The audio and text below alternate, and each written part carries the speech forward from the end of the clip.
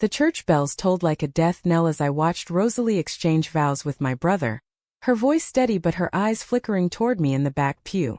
In that instant the world cracked open. My heart, once a secret vault of longing, now exposed in the harsh light of betrayal. I bolted from the ceremony, tears blurring the stained glass windows, knowing this union would unravel us all. I stumbled out into the crisp New York autumn air, the city streets a blur of honking taxis and indifferent pedestrians. My mind raced back to that first night 2 years ago, when Rosalie and I met at a Brooklyn art gallery opening. She was there with her sketchbook, capturing the abstract paintings with quick, confident strokes, her pixie-cut hair framing a face that seemed both vulnerable and fierce. I was drawn to her immediately, my own canvas of emotions blank until she filled it with color. "You're shivering," she said that evening, as a chill wind swept through the open doors and pulled me into her blanket. A moment I'll never forget.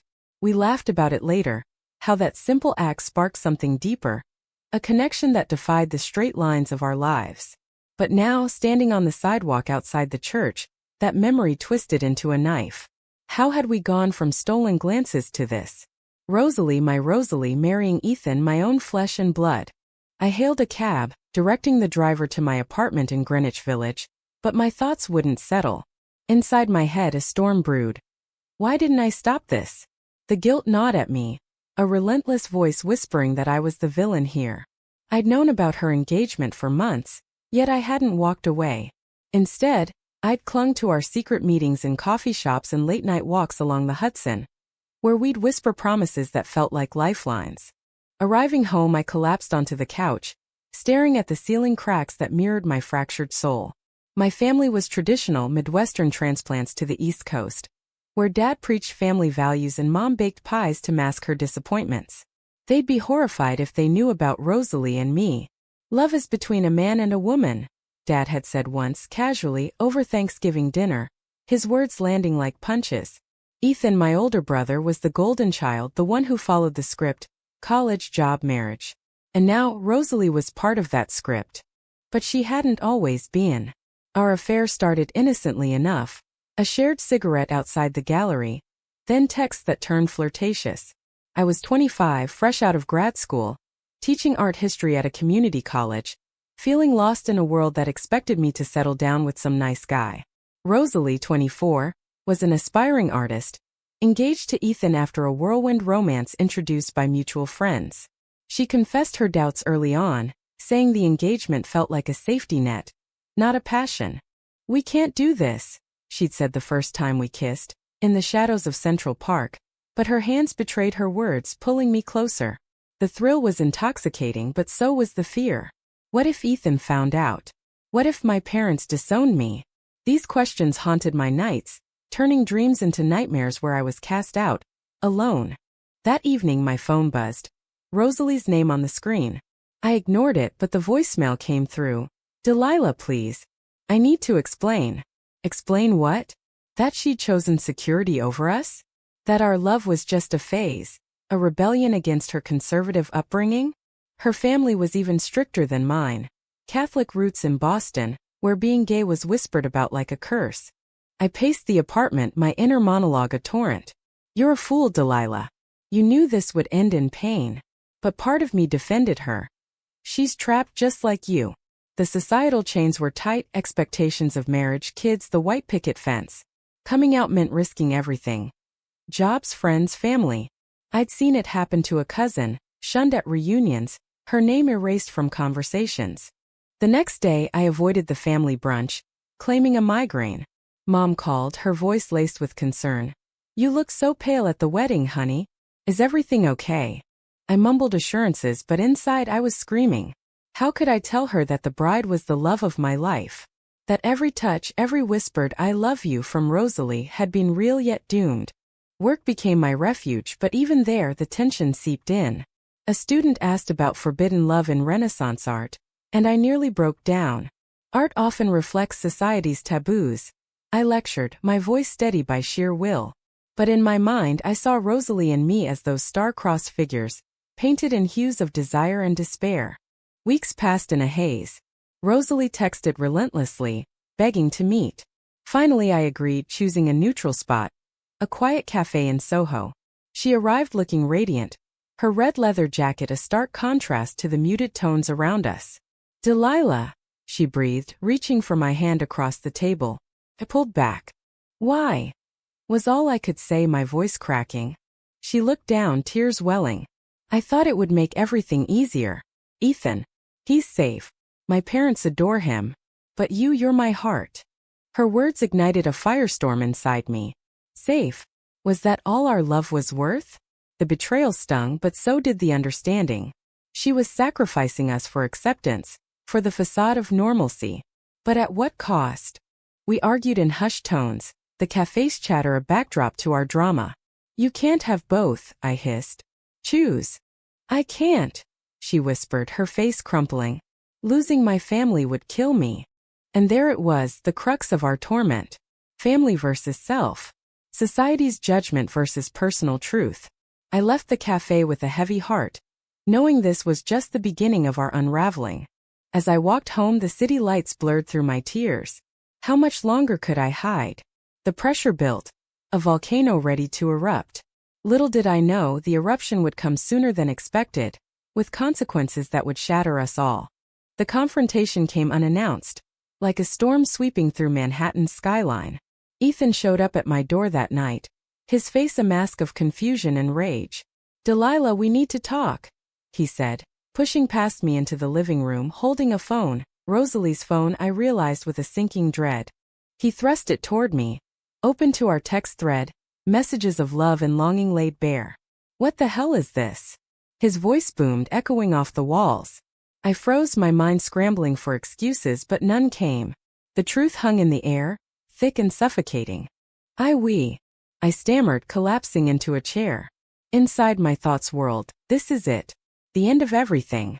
Ethan paced, his hands clenched, the brother I'd idolized now a stranger fueled by betrayal. "How long?" he demanded. 2 years, I whispered, the admission a weight lifting yet crushing me anew. He stopped, staring at me as if seeing me for the first time. "You're gay. And with my wife." The words spat out like venom, but beneath them hurt shimmered. Ethan had always been the protector, the one who defended me from bullies in school. Now I was the bully stealing his happiness. "It's not like that," I pleaded. "We didn't mean to hurt you." But we had. The damage was done. He left without another word, slamming the door, leaving me in silence broken only by my sobs. What have I done? The guilt consumed me, a black hole swallowing my resolve. I'd chosen love over loyalty, passion over family. Was it worth it? The next morning the fallout began. Mom called, her voice trembling. "Ethan told us everything. How could you, Delilah? This isn't you." Her words pierced deeper than any knife. "We're a family. We don't do this." I tried to explain, but she hung up, the disconnection a metaphor for our rift. Dad didn't call. His silence spoke volumes. In my mind I replayed childhood memories. Sunday dinners, holidays now tainted. They'd raised me to be honest, yet I'd lived a lie. Rosalie arrived later, her eyes red-rimmed. "He knows," she said, falling into my arms. We held each other, the embrace a fragile anchor in the chaos. "What do we do now?" "We fight," I said, though doubt gnawed at me. "Fight what?" "The world. Our own demons." The days blurred into a nightmare of confrontations. Ethan filed for annulment, citing fraud. Our secret the ultimate deceit. The legal jargon masked the raw pain.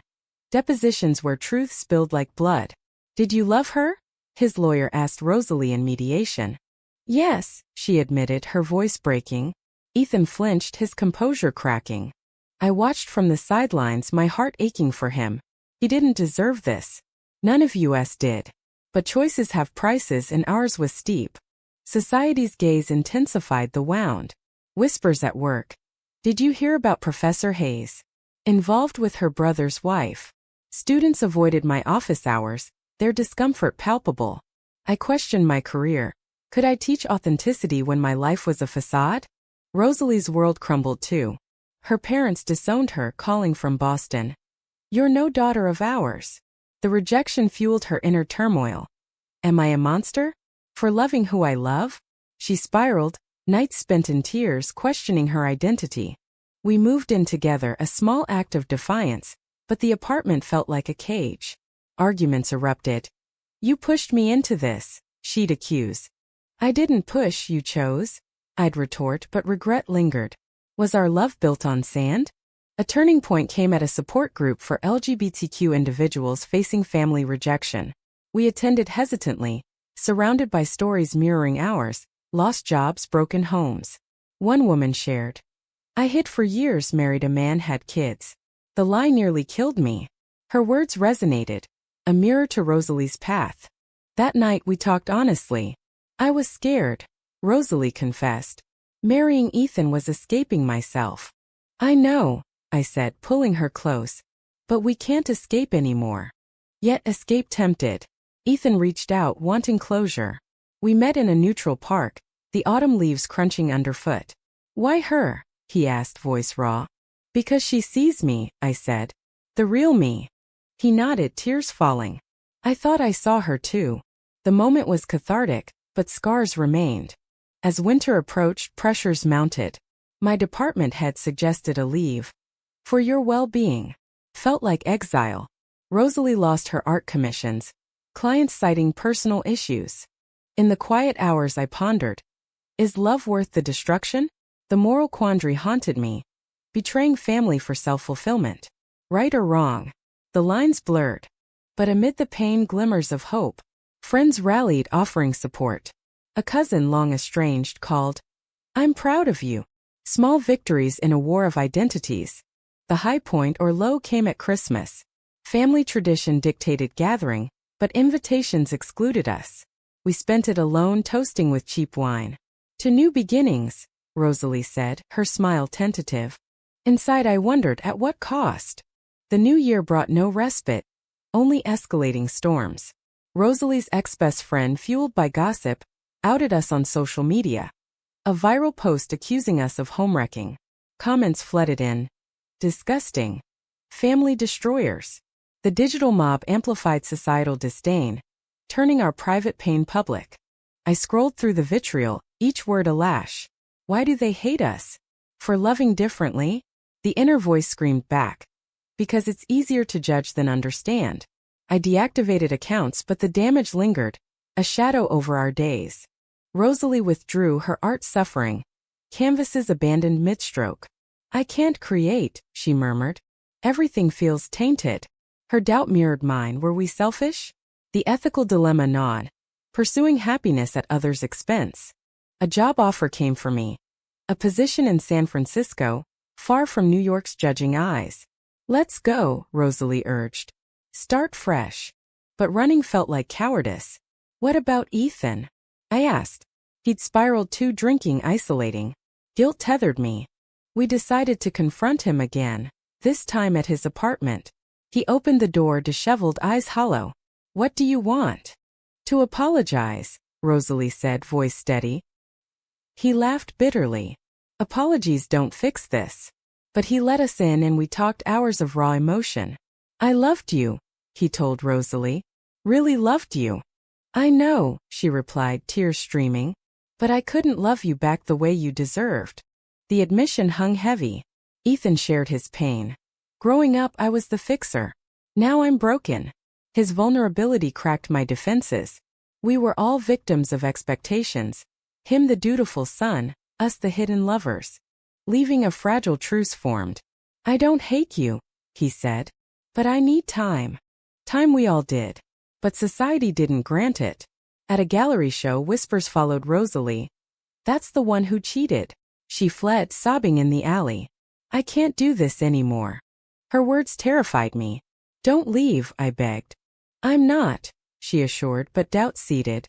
Internal conflicts peaked. I questioned my identity. Was I born this way or choosing chaos? Therapy helped unpack. Love isn't a choice, but actions are. The sessions revealed layers: childhood suppression, fear of rejection. Rosalie's therapy uncovered trauma. Strict parents enforcing heteronormativity. They made me believe I was wrong, she confessed. We leaned on each other, but cracks showed. An argument exploded over finances, my job loss straining us. You blame me, she accused. No, I lied, but resentment simmered. The price of our love. Isolation, financial ruin. A breakthrough came via an unexpected ally, Mom. She called. I miss you. Hesitant, we met in a cafe. I don't understand, she said. But you're my daughter. Tears flowed. It hurts, Mom. The hiding. She nodded. I know. Your father. He's struggling. A chink in the armor, but progress. Dad remained distant, his silence a wall. The family divide symbolized broader societal fractures. Acceptance versus tradition. As spring bloomed, Rosalie exhibited new work. Abstracts of turmoil and hope. Critics praised. Raw, authentic. Success tasted bittersweet, born of pain. But betrayal lurked. A former friend leaked private emails to Ethan, twisting words. He confronted us. You planned this. No, we denied, but trust shattered anew. The cycle of hurt continued. Inside I debated. End it? Spare further damage? But love persisted, stubborn. We attended Pride, a first. Amid rainbows we felt belonging. This is us, Rosalie said, hand in mine. Yet reality intruded. A job interview for Rosalie in Chicago. It's a chance. Go, I encouraged, masking fear. Separation loomed, a test. She left for the interview, days stretching endlessly. Alone I reflected. Our journey, love, betrayal, growth. Worth it? She returned, offer in hand. But I won't take it without you. Relief washed over me. We decided to move together. Leaving New York's ghosts. Packing, emotions surged. We've paid dearly, I thought. Families torn, friendships lost. But authenticity gained. Ethan called. I'm seeing someone. Be happy. Olive Branch. As we drove west, hope flickered. But questions remained. Did we choose right? San Francisco welcomed us with fog-shrouded hills and a vibrant queer community. A stark contrast to New York's suffocating scrutiny. Our new apartment overlooked the bay. A fresh canvas for our lives. But old wounds didn't heal overnight. They festered, manifesting in sleepless nights and heated exchanges. Rosalie's new job at an art studio invigorated her. Brushes flying across canvases with renewed passion. This is freedom, she'd say, but her eyes sometimes distant, haunted by what we'd left behind. I found work teaching online courses, flexible but isolating. The distance from family amplified the void. Holidays alone, phone calls strained. Mom visited, first tentative steps into our world. It's different, she admitted, eyeing our shared bedroom. We talked late into the night. I prayed for you to change, she confessed. But now I pray for understanding. Her words stirred a whirlwind inside me. Gratitude mixed with resentment. Why did it take destruction for acceptance? The moral tightrope. Forgiving those who hurt us or holding grudges. Dad refused to come, his emails curt. Not ready. The rejection stung anew. A reminder of societal chains. At a local event we met others with similar stories, disowned, rebuilt. It gets better, they assured, but doubt lingered. Tension built when Rosalie reconnected with an old flame, Mia, from college. A casual coffee turning into weekly meetups. Jealousy gnawed. Just friends, she insisted, but her laughter over text betrayed more. Confrontation erupted one evening. Are you cheating? I accused, voice trembling. No, she shot back. But you're suffocating me with your insecurities. The fight escalated, words like weapons. You ruined my life, she yelled. And you mine, I retorted, storming out into the misty streets. Walking aimlessly, thoughts assaulted. Is this karma? For betraying Ethan? The ethical quandary deepened. Love's sacrifices endless. We reconciled, but trust frayed. Therapy resumed, unpacking layers. Betrayal begets fear, the counselor said. A crisis hit when Ethan called. Dad's sick. Heart issues. Guilt surged. Had our drama contributed? We flew back, hospital air thick with tension. Dad looked frail, his eyes meeting mine. Delilah. No judgment, just weariness. I'm sorry, he whispered. He squeezed my hand. Me too. Rosalie waited outside, respecting boundaries. Ethan nodded. Thanks for coming. The visit sparked reconciliation spark. Dad recovered slowly, conversations tentative. Tell me about her. I did, haltingly. She's my everything. He sighed. Love is complicated. Understatement of the year. Back in SF, we navigated newfound family ties, but society's undercurrents persisted. A coworker outed me unintentionally, leading to awkward silences. Why does it matter? I thought, frustration boiling. Rosalie's art took a dark turn. Pieces exploring identity's cost. A gallery show drew crowds, but one review stung. Exploits personal drama for gain. Is that true? She asked me, vulnerable. No, iya surat. It's your truth. But internally I wondered. Are we profiting from pain? High drama peaked at Pride. A protest against anti-LGBT bills. We marched, chants echoing. Amid chaos, a counter-protester shouted slurs. Fear gripped, but solidarity empowered.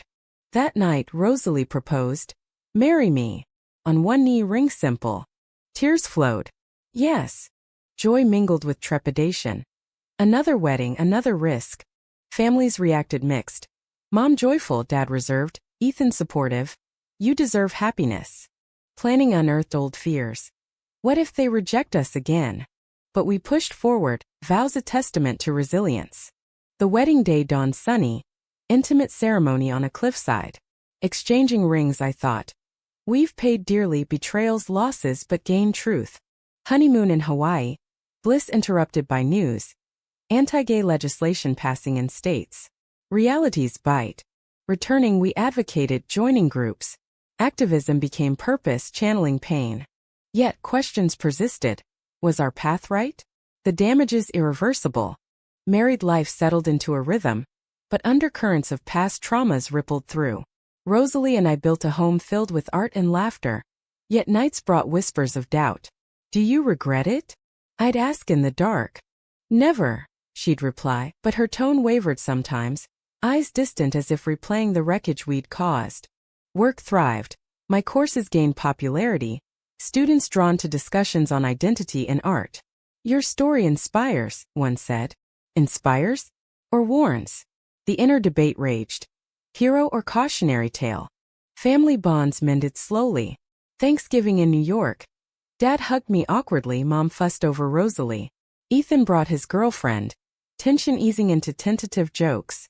To second chances, he toasted. But scars showed. A slip. Dad referencing normal families. A bit back retort choosing peace. The compromise chafed. Silence for harmony? Society's pressures evolved. Online trolls resurfaced, targeting Rosalie's rising fame. Fake marriage, they sneered. We ignored, but it eroded confidence. A betrayal blindsided Mia, the friend, confessed feelings to Rosalie. I turned her down, Rosalie assured, but the echo of past deceit haunted. Why didn't you tell me sooner? I demanded. I didn't want to worry you. Excuses mirroring old patterns. The argument peaked. Trust is everything. I know, she sobbed. I'm trying. Reconciliation came through effort, couples therapy, open dialogues. We've overcome worse, we reminded. A pivotal moment. Adopting a dog, symbol of commitment. Watching Rosalie play with it, joy pure, reaffirmed. Worth every tear. But moral quandaries lingered. At a panel I spoke. Love demands sacrifices. But whose? Audience debated, mirroring my turmoil. As years blurred, wait, no, this story spans mere months but feels eternal. Climax built to a family crisis. Ethan announced engagement. I want you both there. Joy mixed with anxiety, full circle. The wedding. Us in the front row, roles reversed. Vows exchanged, I squeezed Rosalie's hand, memories flooding. After Dad pulled me aside. I'm proud. Tears fell. Acceptance hard-won. Yet not all healed. Rosalie's parents remained estranged, a void she masked with art. One evening she broke. I miss them. We'll keep trying, I promised. Activism intensified. Testifying against discriminatory laws, voices amplified. For those still hiding, we said. Personal growth. I wrote a memoir outline pouring out the pain. Therapeutic, Rosalie encouraged. But publication loomed as double-edged. Expose vulnerabilities, invite judgment. Deciding yes, we braced. Release day, reviews mixed, praise for honesty, criticism for drama-mongering. Ethan called. Brave. The cycle hurt, heal, repeat. In quiet moments I reflected. our choices defying norms, embracing truth, sparked chain reactions. Families evolved, societies nudged.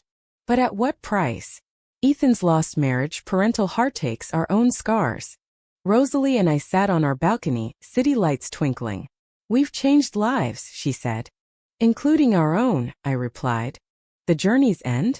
No, ongoing. But in that hope, was betraying family bonds for personal love ultimately the right choice? Or a selfish act that caused unnecessary suffering?